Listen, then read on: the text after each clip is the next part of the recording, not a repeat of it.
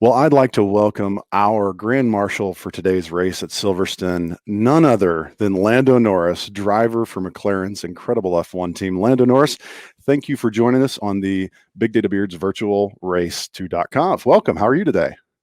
Thank you very much. Yeah, pleasure. I'm very good. In between a few races at the moment, but yeah, having a great time and enjoying myself. So it's going very well. Excellent. Well, now I know I've looked at your social media, followed you on Twitch, so I know you're more than just an incredible race car driver. You're actually quite into gaming and esports. And I'm curious from your perspective, how has esports and maybe race simulation been a critical part of your development as a race car driver? It's been a huge part, and it's something I've used and really enjoyed doing since I was a little kid. Since I was before I even started racing itself. So when I was 4, 5, 6 years old, I guess playing on the PlayStation to start with, and playing the racing games and going against my brother. But throughout the years, it's evolved a lot, esports, and eventually, going to the more online competitions against other drivers, against other drivers that I race with in Formula One or the different categories. And it's something that I've always seen as being very beneficial for myself and the development of me through every year, because every year I've done a different class. And this is my first time since I started go-karts that I've done the same category for a second year. And every year has been about development, but also then preparing for the following year and preparing for the next year. So it's always been very difficult to combine the two. So that's when esports and using my simulator and so on has come into play, and I can, one, race on the track in my current series, but two, prepare for that next year, prepare for the racing the following year in the next category. And it's something I've enjoyed very much doing at the same time.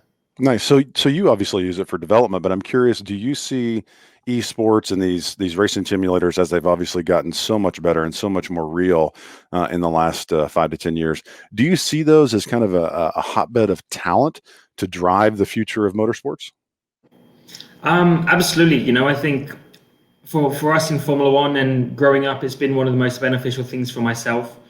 And like you said, with the development from the actual simulator itself, and becoming more and more realistic and giving better and better feedback to the driver who's driving it, you're being able to see more of the talent from a real racing driver already displayed in the simulator, and a lot of the traits that you need to be a very good racing driver displayed in that simulator. So we're seeing more of those drivers go from getting the opportunity to driving just on a simulator, never having driven a real car or any racing experience, only having driven a simulator, to doing very well, performing very well, getting an opportunity to drive in a real car and, doing an exceptional job. And there's more and more instances every year now where we're seeing these drivers translate their skills from a simulator all the way to a real racing car and do very well and beat hundreds and thousands of other racing drivers. So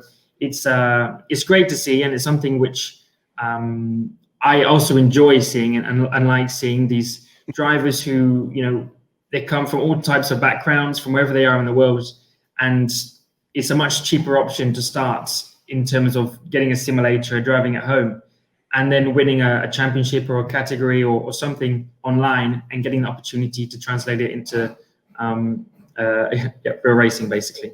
Yeah, absolutely. Now you don't smell the petrol quite as strongly in the simulator, but it's a lot of fun. I'm curious though, from your perspective. I know you've raced in a bunch of the different simulators and used a bunch of the different platforms, but what are the biggest similarities when you talk about those skills that translate between esports and simulator driving to real driving? What are those like biggest similarities between the simulator experience and the real racing experience? And then, like, what's the biggest difference? Like, what are we missing when we're in the sim? What are the biggest things we're missing from real racing? Well, I'm guessing the main thing, which is very good, is just getting the experience of driving any type of car, and I guess mainly for me a Formula One car, on all these different types of tracks, and tracks where maybe you've never been to. But the accuracy is incredible. Every little bump, every curb, the feeling over all of these bumps and curbs, are super impressive, and they feel exactly how they should do and need to. For when you go there in real life, they feel exactly the same. And it's not only used for for my driving and for me to compare my skills against any other driver that drives on the simulator, but also for the development of the team and trying things on the car. And a lot of the developments and upgrades we use for a Formula One car go through the simulator first, and they get put on the simulator and get really the go ahead of, is this something that's going to be helping us in the right direction and beneficial for us? And it then gets the yes or the no or the okay, and then gets put into the actual development and built and made and sent to the actual racetrack. So it's not only very important for myself, but also for the team. And that's, again, something which is developing every year and becoming more and more accurate. And that's a cool thing to be part of, giving that yes or no to a part which is designed for a Formula One car. And, especially when I was joining McLaren 3-4 years ago, being that person to try those things and give the yes or the no on different parts, and give the feedback on a Formula One car, which then gets sent out, in a couple of weeks to the actual race drivers, is a very cool thing to be part of. So it's not just beneficial for the driver themselves, but also the whole team around it.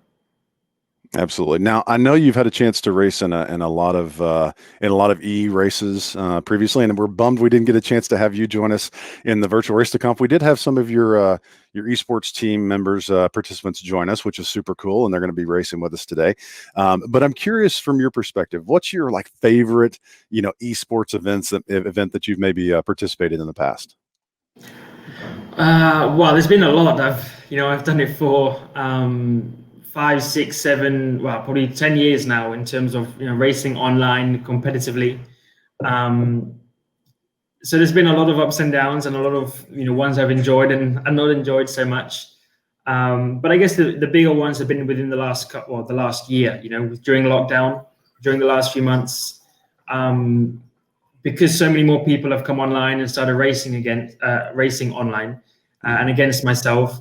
Then it's made it a lot more enjoyable to race people I know a lot more, rather than just people I've kind of met online. So there's, I don't know which one would be my favorite. I guess 24 Hours of Spa, I managed to win with Max Verstappen and 2 other drivers. So that's probably my biggest achievement, or our biggest achievement that we've achieved on online racing and in esports. And against some of the most competitive and most skilled drivers as well. So it's not just a small race; it was a very big one. So it was very nice to win. Yep. And I guess the ones I've not enjoyed so much are the ones where I've been doing reasonably well, and then I get disconnected, or my Wi-Fi drops halfway through the race. I guess that's something I've experienced a lot, because my internet at home is not particularly good. And with online racing, it's not like real racing. It's effectively like running out of fuel in the middle of the race, and you're just out. So I guess that's the more annoying thing of racing online at home.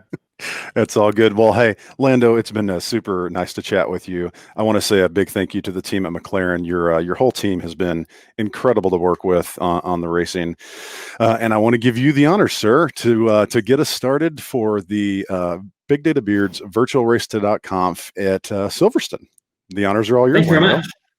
Cheers. So I've never done this before, and I've always wanted to. So, ladies and gentlemen, please start your engines.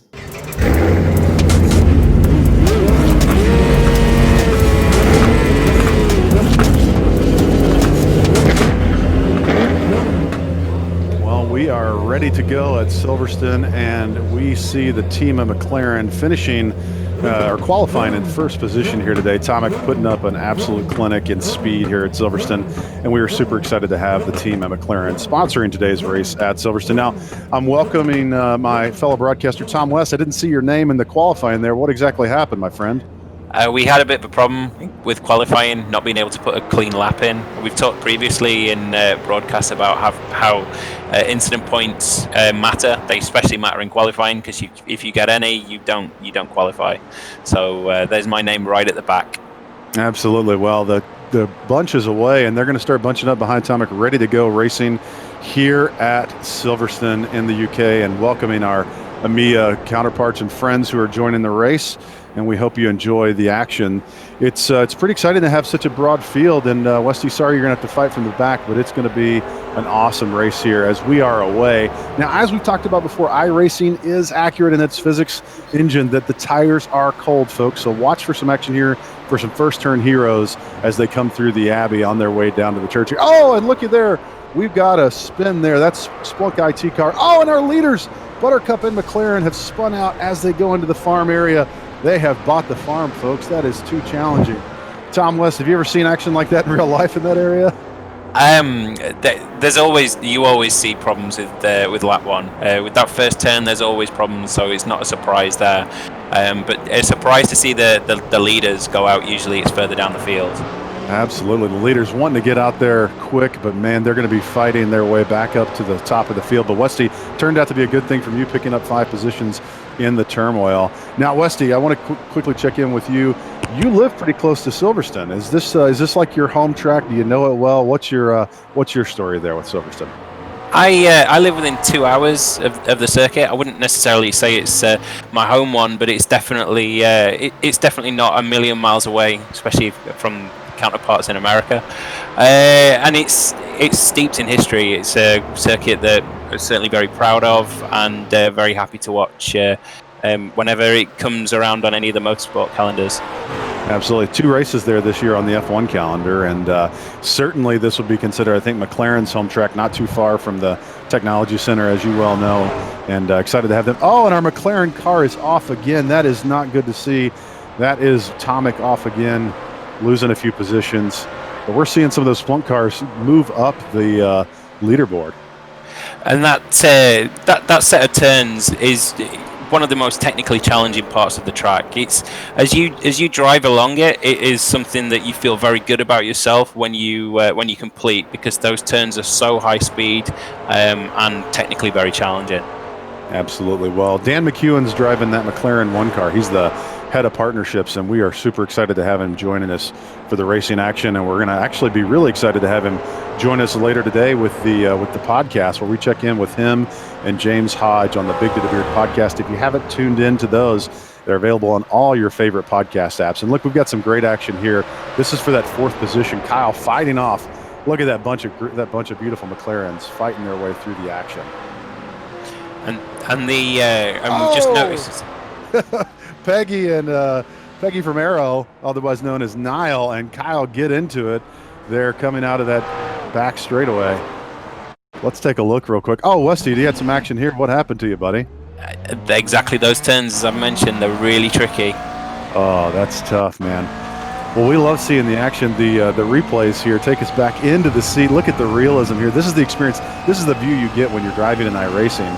And it is quite thrilling to be behind the wheel. And you can see that Splunk Buttercup car just threading the needle on the inside, trying to get past that crew to fight back for the positions lost. Oh, that's too bad to see. But great job, definitely, by the Buttercup car there. They did managing to recover from that first turn wipeout to get back up near the top places. Really good. Oh, look at there. Well, our leader spun and let some of the traffic by. But you know what? It's time to check out of the racing action and check in with our guest for today's interviews. We've got a great conversation going with the team behind what McLaren is doing with Splunk to transform racing and their business. Well, I'm joined in the virtual commentating booth by Edward Green. He's the principal digital architect at McLaren. Edward, welcome to the virtual Race to Conf. How are you today? I'm great. Thanks for having me on the show, and great to be here mid-race as well. Absolutely. Well, I'm curious, you and I've talked, but your job seems so stinking cool. Principal digital architect at McLaren. Tell me a little bit about what that means and what your day-to-day role is for the team at McLaren. Yeah, it's pretty broad and it's pretty exciting, and it definitely doesn't stay still. So that's great, and means we get hands-on with lots of the latest technology, both from the way the team are pushing, from our software team, from our engineering team. Like there's a lot we get to do, which is great. So that covers both the McLaren Racing from Formula One team to our IndyCar endeavour through to Esports. So kind of 3 very diverse racing categories for us. And then across those, everything from software development, marketing, CAD design, the production, the manufacturing. So there's a little bit of everything in there, from high-speed manufacturing through to big data volumes being dealt with by our software development team. So a little bit of everything, and it certainly keeps the job interesting. A pretty broad topic, and I think I'm lucky to get to work with a great team here at McLaren and extend it into our partner base as well. That really makes things here pretty great. Absolutely. So I'm curious. You mentioned that you support obviously things like the esports team, but specifically in the F1. I'm curious, what's it like to have to design and deploy the technology that has to be just an insane, complex environment to support a modern F1 team? Yeah, I think it's pretty challenging, and the challenge is growing year on year. So be it new regulations, more circuits, high density racing, the challenges are pretty diverse. We take a traveling data center with us effectively to the edge at every single Grand Prix. So 20 plus times a year, we go and set up a brand new data center with terabytes and terabytes of solid state storage, huge amounts of compute, huge amounts of RAM, and we take that around the world with us. It's kind of like the third member of the traveling IT team, and it sits below the plane. It doesn't quite get a seat up top, but it does travel with the team. We don't have multiple spares of it. So that travels with the team, generally arrives 2 or 3 days ahead of the race, and we get that spun up, and then we spin up around 100 VMs across 6 to 8 physical blades. And that does everything from car telemetry through to monitoring the weather. Might be running some containers, might be running full-blown bare metal on a couple of them. So really a mix of everything you could possibly imagine on the track side. And all of that is helping us collect data coming from the car. So the car, as it goes around the track, is carrying about 300 sensors at peak during the weekend. And that measures things from like suspension, tire pressures, and those things are pretty high frequency. They're coming off like 100 kilohertz a second. That's a lot of data to deal with. And then there's lower frequency stuff like GPS positioning, lap times, and other bits and pieces that come from the car. But all in all, we're collecting all of that data, and sort of, although we collect a lot of it trackside, as we call it, the edge, in near real time, we relay that back to head office here in the McLaren Technology Centre to what we call mission control. A mission control is this nice calm room away from the track where we can pick and choose our engineers. We don't have to fly them around the world. And we can mix up the skill sets and resource we have in mission control over that kind of race weekend period. And those guys are analysing the data that comes from the car. So as all of the data is captured at trackside, about 1.5 terabytes per race weekend, we translate all of that back to mission control, and we have a bigger, broader team that can start to analyse that data. And a little known fact for us is that, in fact, all the pit stops aren't called on the pit wall in whichever circuit we're at. They're called from mission control. So it's a real value add to the team and really keeps us racing. Oh, that's awesome. Well, I want to pull on a thread. You talked about the fact that you legitimately have a data center that you have to deploy 20 times a year. I'm curious, there's got to be some unique challenges that come with actually deploying this sort of technology, in a race paddock or in a trailer or wherever it's deployed. What are some of those unique challenges that F1 creates and that racing environment for data center deployment and operation? I think number one is you're not hands-on with it all the time. So you get 3 days where you can do stuff with it, and then it quickly goes into change freeze. So in fact, a lot of our back-end processes are pretty robust and pretty solid. You've got to monitor it pretty closely. So we demand like a 5-minute SLA on a lot of our connectivity types. We've started this year to use Splunk on that full stack. So we monitor the database, the application, the hosts. We can see things if they're getting quite hot. So certain racetracks at nighttime in Singapore, for example, one of the hottest races of the year, you're pumping a whole lot of cooling through that thing, which is a big challenge. I think for me, the moment it hit home was I'd been at McLaren for about 6 months, and this rig doesn't ever come back to the head office, apart from once a year. And it came back just before the British Grand Prix, and I spotted one of our engineers pulling out a vacuum cleaner, and he was vacuuming out carbon dust from the server.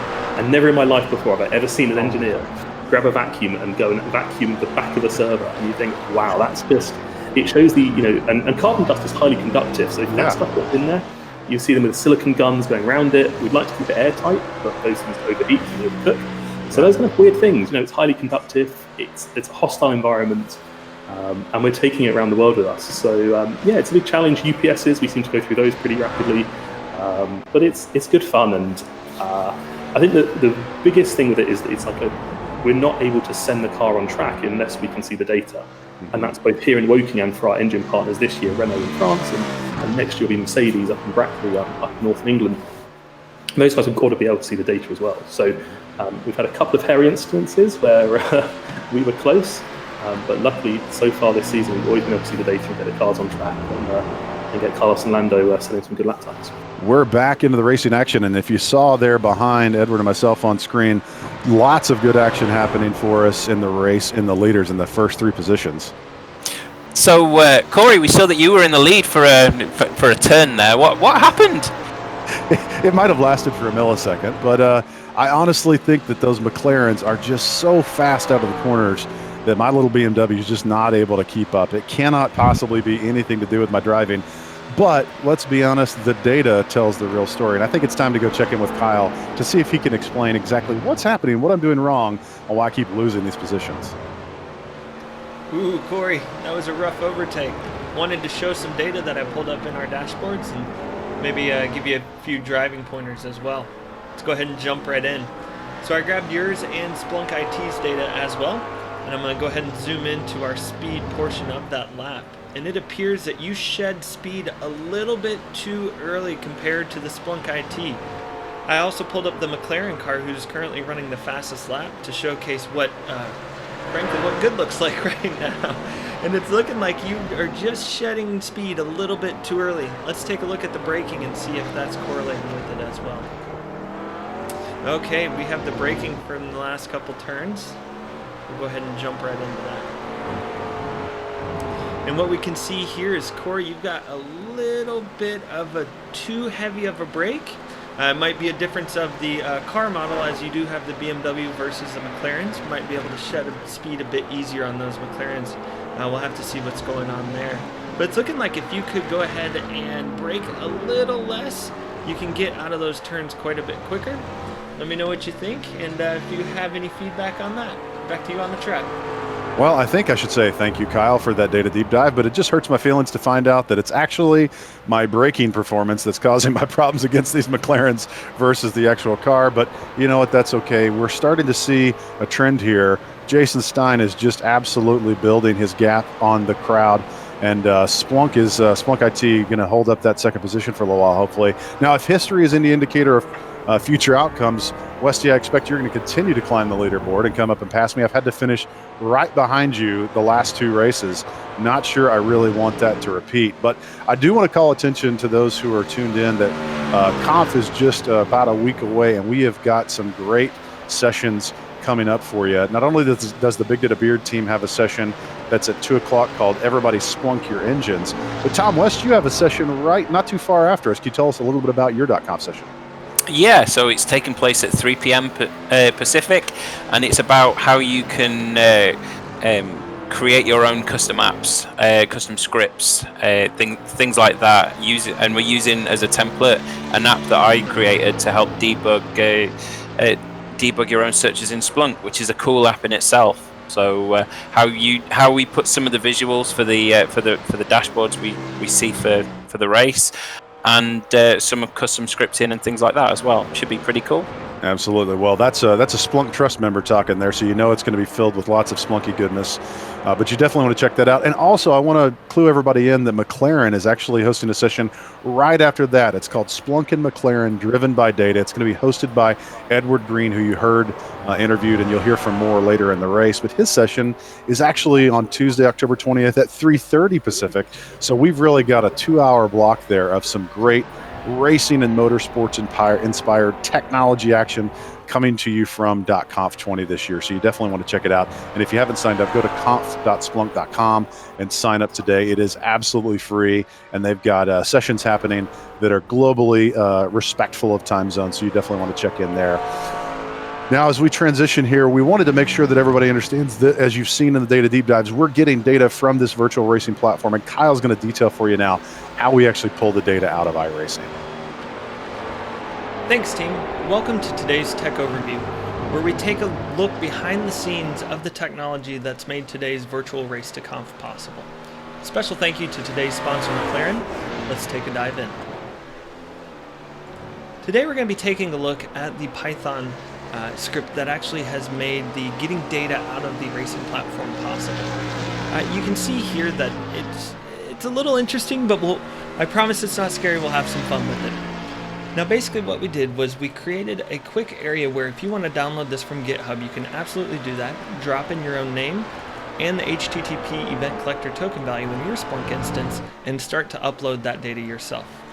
We also added in some error handling where we create some special directories and then we just handle whether or not the data was written to the Splunk or whether we had an issue within the application itself. We also included a quick normalized dictionary, and it's about 100 values that we thought were particularly interesting if you'd like to have those. If you'd like to add to those as well, you can drop right in, add them in.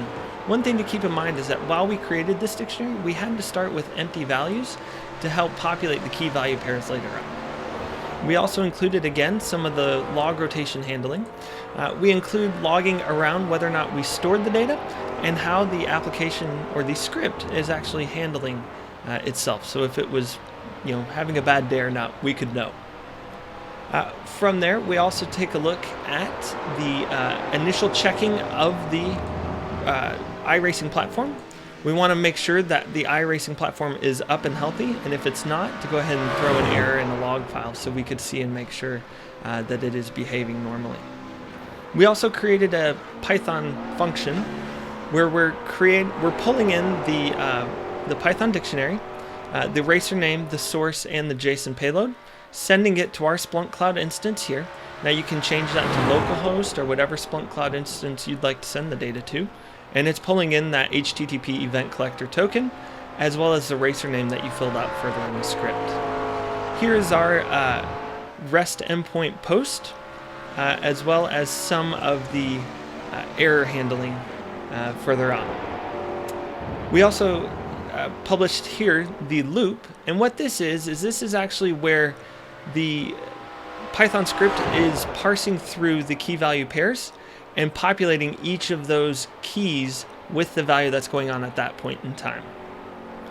Now here's the main portion of our script. And what it's doing is it's checking to see whether or not iRacing is up. And if it is, it's going ahead and running that for loop that we had further up, populating that Python dictionary, and then sending in that data via HEC.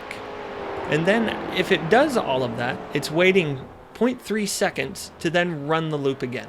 And we did that so we could receive about 3 proper Splunk events per second, and that way we had enough data to tell a story, but we were not overloading the server that was also running the iRacing platform at that time. Again, all of this is adjustable, and it's all downloadable on GitHub if you'd like to try it for yourself. Thanks for dropping in for today's tech overview.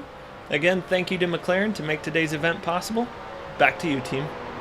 Well, thanks, Kyle, for that detail on how we're getting the data out of iRacing. And as you're seeing, the McLaren team is absolutely continuing to fight their way back up the leaderboard with some clean, consistent laps. And there we check in with our good friend Brett Robertson, the Freedom BMW, looking great, representing the stars and the stripes and the men and women in service for America's freedom in a BMW. No more ironic comedy than that. But hey, folks, we want to call your attention to the boss of the knock and boss of the sock scenarios. There is at conf this year on October 19th from 11 to 4 p.m. Pacific time.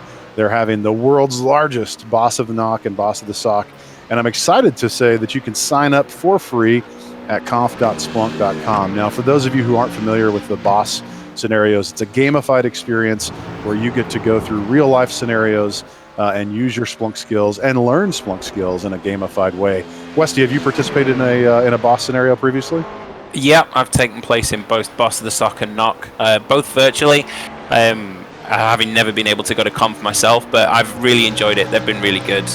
Absolutely. Well, there's actually going to be an iRacing scenario using the Big Data Beards data that you'll be able to get hands-on with. So we'll turn you loose with some iRacing data. But man, the racing action here, the story is the fight for fourth. Tom West is absolutely tracking me down. And what you can't hear in the in-race audio is Westy is absolutely ribbing me, trying to call me off the mat, trying to get in my head. And it looks like it's working. It looks like it's working. Well, let's go check in again with Edward Green, the principal digital architect at McLaren, for more insights on how he's powering the next generation of racing with data. I am curious because, one of the things that I think, we look to F1 as a sport that is absolutely innovating, both in the automotive realm and manufacturing, but definitely in technology. And one of the things that that you talked about earlier was this idea that, you know, these cars are creating massive amounts of what we would really characterize as like IoT data. And that's not anything new. Like F1's been, you guys have been dealing with that problem for years and having an architect. Help me understand, like, what's the history of that, and how do you take that history and then think about the future of what those large scale streams of data and processing them look like? I think it started for about 35 years ago, and we had about 22 sensors on the car back then. And then last weekend, we were recording this, we were racing out in Monza in Italy, and we were running about 300 sensors, probably a little bit less on the Sunday, because we don't need as much data, and obviously we want to get weight off the car and stuff. But it's interesting having had a library of all of that data we've collected, and not just from the cars at track, but also from our simulators here at the office. This season, particularly with COVID causing us lots of disruption to our schedule, we find ourselves at new track sites. So next weekend we're racing at a brand new circuit for us, Mugello, in Italy, and we've not raced there before, so we don't have a lot of historic data on it. So we'll be using simulations, and I think what I'm seeing more and more is that correlation between simulated data and then the real life data, and how you marry those two together. And that's not just from like simulators or esports or the real world where the data's coming from the cars. That's moving into our CFD world with computer fluid dynamics, and then correlating that to the wind tunnel. And in our sport, we're being regulated. So in days gone by, we'd have run more sensors, we'd have had more data, we'd have had more bandwidth going around the track. And I think now it's about correlating that data and being able to simulate better, which is going to be a really big advantage for us. Also, as those cars go around the track, there's 20 of them, so it's pretty noisy and it's pretty chattery. All of the cars actually have an ECU on board, the kind of electronic control unit, and that's developed by one of McLaren's other divisions called McLaren Applied. So in fact, we like to kind of think, no matter what happens on a Sunday, there's a little bit of McLaren somewhere doing pretty well on the grid. But those ECUs only talk to us about 2 megabits per second as they go around the track. They go around on a fiber ring connected to Wi-Fi. So as much as we'd love to have more data back, and in days gone by, we'd send data back to the car. We don't do that anymore for the enjoyment of the sport.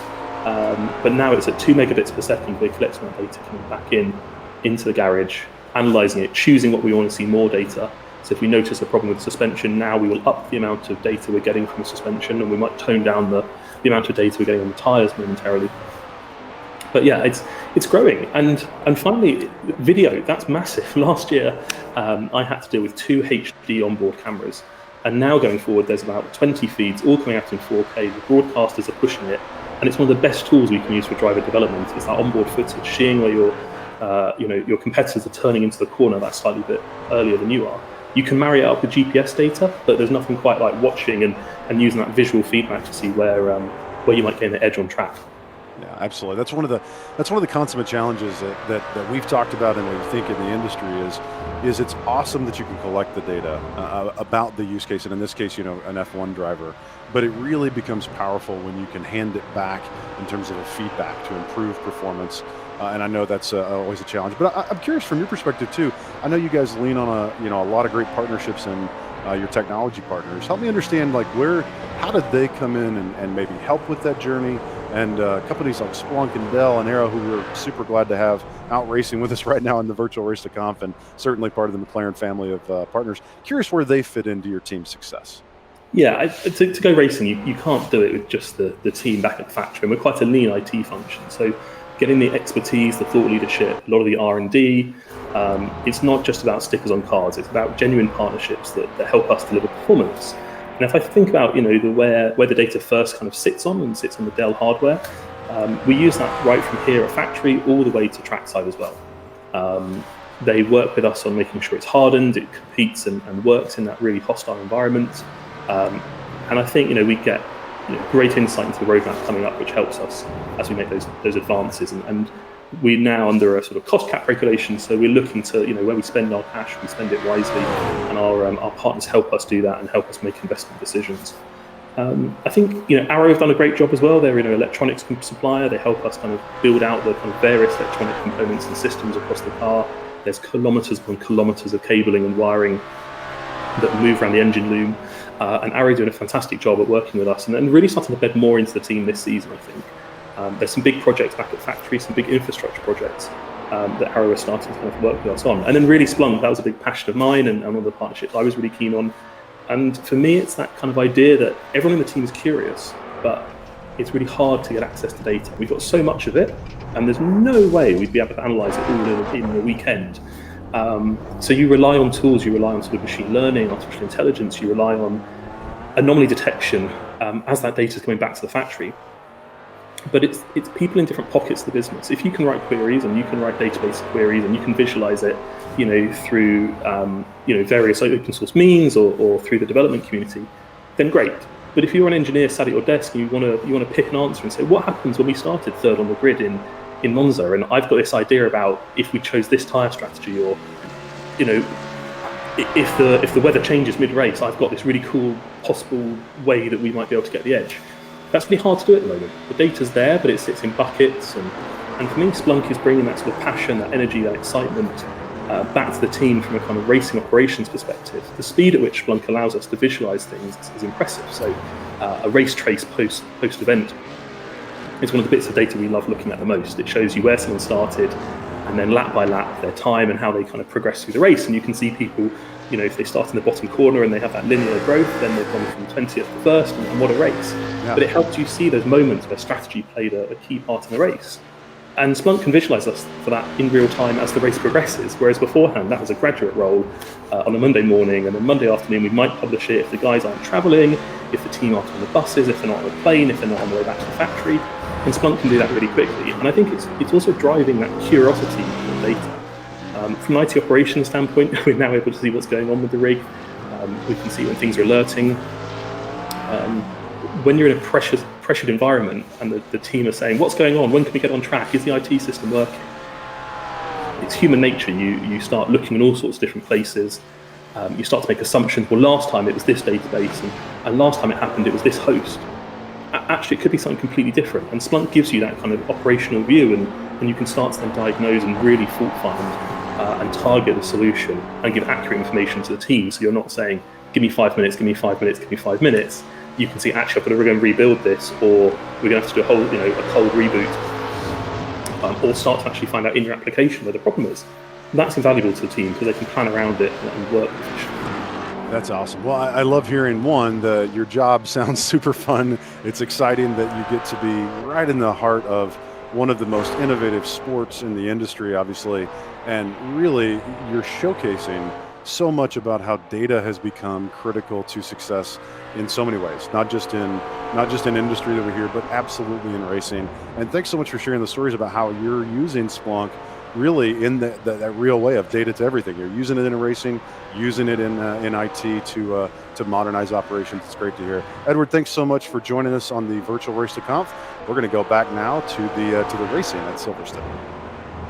Well, what a great conversation with Edward Green. We're super excited to have McLaren partnering with us on this racing series, and appreciate them not only telling us how they're using Splunk to absolutely transform racing and McLaren in general, but excited to have them racing with us today. Now we're back with the racing action, and if you watched behind the scenes behind Edward and myself there, Westy, you overtook me. How did you finally do it? What exactly happened here, buddy? Well, we say before about rubbing his racing. I may have taken that a little bit too literal in this case, but I guess it's one way to get the position. How's the car? Obviously, there's a little bit of damage on mine, but how's yours? Yeah, it's beat up pretty good. It looks like I was part of a world war, and it was the U.S. versus the U.K. in this one, weirdly enough. And the U.S. looks a little battered, even though I'm driving a German car. So there's some weird things going on there. But it's a lot of fun to see the racing action staying tight. And I hope the story doesn't unfold again for the third time in a row that I'm going to end up finishing behind Westy, who's turning out to be the fastest of the Big Data Beards. Look out for that. Now, I wanted to clue in here that the racing action here, it looks like, as we check in with the racers, the speed looks a lot higher on this track than we've seen in the others. The long straightaways, these big sweeping turns. Westy, would you tell us a little bit about the history of Silverstone and why we're seeing this such a fast configuration of a racetrack? Yeah, so it was actually created as an airfield during World War II, ironically enough. So there was a combination of 3 different runways, and the circuit is primarily made of the perimeter So the natural flatness and speed is all because it was built from there. It's one of Britain's oldest racetracks actually as well. So constantly been evolving and been one of the main parts of the British motorsport scene since after the war. Absolutely. Well, they saw the this year the 70th running of the Formula One Grand Prix was they celebrated there, and pretty incredible to see these beautiful McLarens and these GT3 BMWs running out there in iRacing.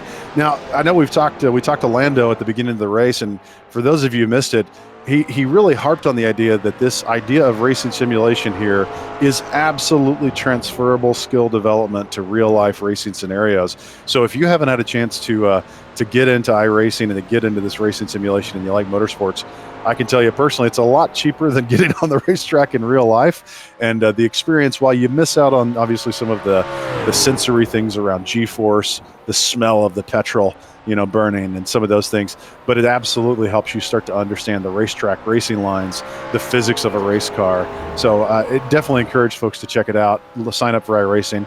And I do want to say a big thanks to McLaren for joining us, for sponsoring today's race. And it's kind of interesting. We actually are going to be hosting a series of races during .conf that you can come race against us. It's called Beat the Beard. So I highly encourage everybody to go ahead and sign up for iRacing. Make sure you're ready to race, and we'll be sharing more details shortly on the Big Data Beards Beat the Beards race at .conf. Now here we see the checkered flag is out. The white flag is out, and we're looking for Buttercup to come in here and seal the deal with a win. There you go. Buttercup winning again. Jason Stein just putting on a clinic of speed in that McLaren. And we're going to see, look at this. We've got a Splunk second and third position coming up here. What a story. Splunk sweeping the race at Silverstone and McLaren. Absolutely beautiful. Well, Westy, it looks like the story's going to unfold again. I am super bummed to find out that I am not going to be able to sneak up on you and win this position back from you. How does it feel to continue to be one step ahead of me? It kind of feels a bit bittersweet. I would have rather have gone and got the position from more of a racing overtake rather than a fairground ride. But it's still nice to be up there near the top. Absolutely. Well, let's go check in and find out what happened in the race from a data perspective. Hi everybody, welcome to today's post-race data analysis here at Silverstone. Myself and Corey were very, very close throughout most of the race, and the pass towards the end felt pretty unjust, considering it was a collision at Stowe rather than a good overtake or really good defensive driving. So what I wanted to do today was to have a look at the data in Stowe to see whether whether we can learn from that mistake and make sure it doesn't happen again. First of all, what I'd like to do is have a look at lap 12, which is where the collision occurred, and the 5 laps leading up to it, to see if there's any sort of anomaly there beyond just the fact that there's late braking. And what we can see if we have a look at the speed is that the 5 laps previous, we've got a typical trajectory. It's fairly consistent, albeit slightly out in each lap. Lap 12, the speed dips quite a lot because that's where we've had a collision, so it is completely anomalous. If we have a look at braking, what we can start to see is that for lap 12, it's quite significantly later brake than the other laps. And especially so when you have a look at lap 11, which is almost a second earlier on the brakes than lap 12. So quite obviously this was a case of late braking, but can we learn more from the data? And if we have a look at, myself and Corey were very, very close throughout most of this race, so can we have a look at his data to see if there's anything more that can be learned? And if we have a look, we've got both mine and Corey's brake data here. We can see that for lap 11, it's from Corey, and it's the earliest brake that we've got on this chart. And if we have a look at my braking, that's very, very soon after Corey's, which does tend to indicate that it's a reactive brake. If we have a look at lap 10 for myself, and we look at lap 10 for Corey, again, they're really close together in terms of when they occurred. So again, that looks as though it's reactive braking. And if we go over to Corey's lap 12, we can see that of all the laps that Corey was braking, that was also that was almost a late break from Corey. And with me doing reactive braking and braking again after when Corey was, kind of makes me. It's a good lesson as to why you should have braking points on the track as visual aids rather than just reacting to the car in front. Because if the car in front has a late brake and you're reacting to that, then you're inevitably going to have a collision. But that's what we've learned from our data. That's what we've gone and found as a story. Do you have a different story that you think is better? Do you have something that you'd like to call out from the dashboards that you've got access to? Please feel free to let us know. Thank you very much to our sponsors today, McLaren, and this is Westy signing off. Back to you at the studio. Well, folks, here's how it shakes out at Silverstone. Big thanks again to our partner McLaren for sponsoring today's race, and congrats to the Splunk team for routing the crew with a 1-2-3 podium. And I want to encourage everybody to come back tomorrow. We are racing again in Europe, this time at Imola for some racing action, sponsored by our friends at Splunk. Make sure to subscribe to whatever platform you're watching the stream on so you don't miss out on any of the action. And we're going to go check in now with the racers who won the race, position 1, 2, and 3. Hey, thanks, team. What an awesome race that was at the Silverstone Grand Prix circuit, sponsored by our friends at McLaren. Big thanks to McLaren for their great racing team, incredible race cars that we're able to use, even in the virtual experience. And want to congratulate our race winner, Jason Stein. Jason is not able to join us today, had some work commitments to go to, but we've got our P2 and P3 winners, Hayder and Simon, both representing the Splunk racing team. Congratulations, gentlemen, on your win, on your podium finishes today. Thank you very much. Thank you. Excellent. Well, Hayder, I think, did you come in second or third? What was the final? I came in second. That's what I thought. Okay, so congratulations on P2. Tell us a little bit about what was maybe the most exciting part of the race for you today. Well, first of all, my first ever online race, so something a big milestone for me. And I dropped it at the first corner, so I was pointing in the wrong direction after one corner, which was pretty disappointing. But managed to get my head down, keep it consistent, keep it clean for the rest of the race, and persistence pays off. So happy to finish second. Doesn't it, though? That's awesome. Simon, how about you? What was some of the excitement today that you, looking back on, was kind of pivotal parts of the race for you? Yeah, actually, I would say two little parts. Kind of like what Hayder mentioned. Going into, I think it was turn, not turn 1, 2, or 3, but the first U-turn, I saw both the two fastest guys spin at the same time, which was great. And then I took the break for a lap, so that was awesome. And then I think you and I were drag racing for a few laps, which was really fun. And it was tight. It was tight, but good racing.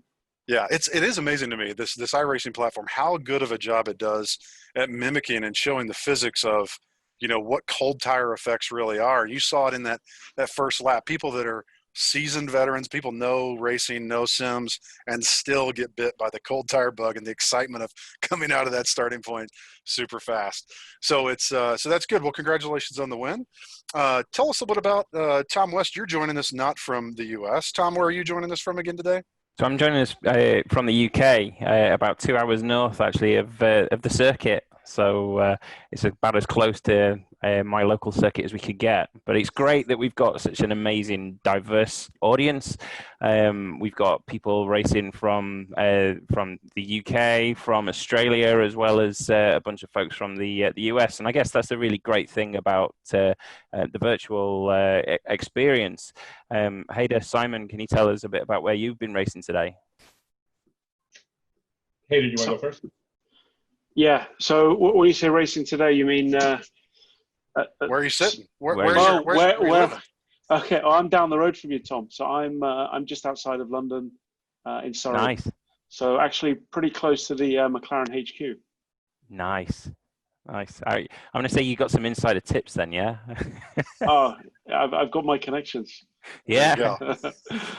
Simon, about yourself. Yeah, I'm based in the Bay Area, near Splunk HQ, actually, between both offices in San Jose and San Francisco. So my home track was Laguna. So unfortunately, I got DQ'd. I didn't do too well there. It's a rough race, to say the least. Yeah. Right. Those tight courses, man, where it's narrow, the traffic is getting there. These next couple races, I think, are going to be fine. But man, when we get to Tsukuba and Bathurst, it is going to be it's going to be a nightmare. It's going to be fun to watch. So be sure and tune into those races for sure. Yeah. Excellent. And your racing setups. What have you been racing with today? Shall I take that one first, Simon? Yeah, Do you want to go? Yeah. But I decided I needed a project during lockdown. So when I realized that things were locking down, I quickly ordered a lot of good components. So I've got a Cube Controls wheel with a full LCD display. I've got a SimiCube 2 force feedback motor and some Huskenvelt pedal. So I've gone. Wow. I spent my pocket money on it, but it's hopefully it'll pay off. It's a lot of fun. Awesome. And Simon? Yeah, I run a Fanatec. It's like their midline. So it's got the shifter, the paddles. I think it's the Forza Club Sport wheel with the midline pedals with the brake upgrade kit. And then for a monitor, I got an Alienware curved, some low millisecond display, and that's all kitted around a homemade table in front of I think it's called a GT Ultimate seat setup. Yeah. So I've been using that for a couple of years. Nice. Awesome. So we're obviously this is a Splunk event, and we are splunking all the data. Hayder, I'm curious from your perspective. I know you've done some previous work on, bringing data from a racing platform, a virtual platform like I think F1 Codemasters is where your experience is. Yeah. But I'm curious from iRacing, what's some of the things that you're looking to learn or the insights that you think will be interesting as we start to bring this data into Splunk and explore what's happening during the races? Well, I think I like to learn from the fastest laps to see what kind of steering inputs I was putting in, how hard I was braking. I think there's a lot to learn just from looking at your throttle, steering, and brake traces alone. You don't have to really go far before you can start to learn. Where you've been quick and where you've been slow. So lots of insights in the data, and it's a really fascinating place to. Splunk is a great tool to actually explore that data with. Yeah, absolutely. Simon, how about you? What do you think the data is going to tell you about your racing? Probably that I suck compared to Jason and some of and Hayder.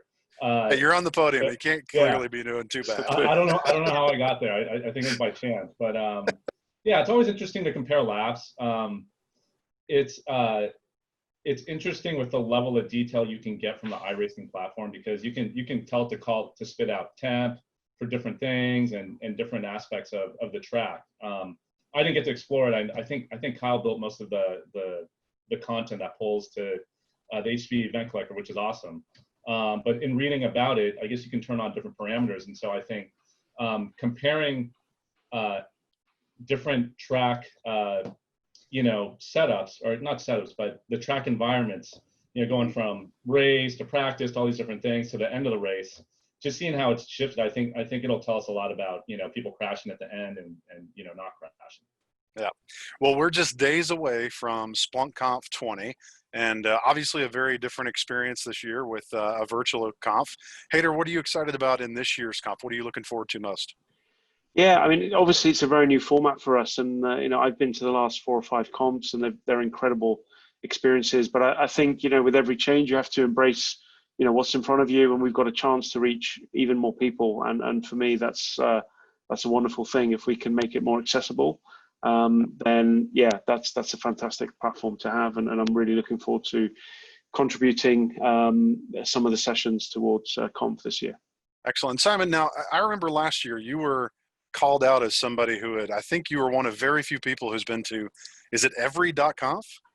Yeah, certainly I've been to every one, and the uniqueness was that I spoke at every one, or at least I've had a session or two. And so this year, I think I'll continue that record. So looking forward to speaking about, hardware performance, things of that nature.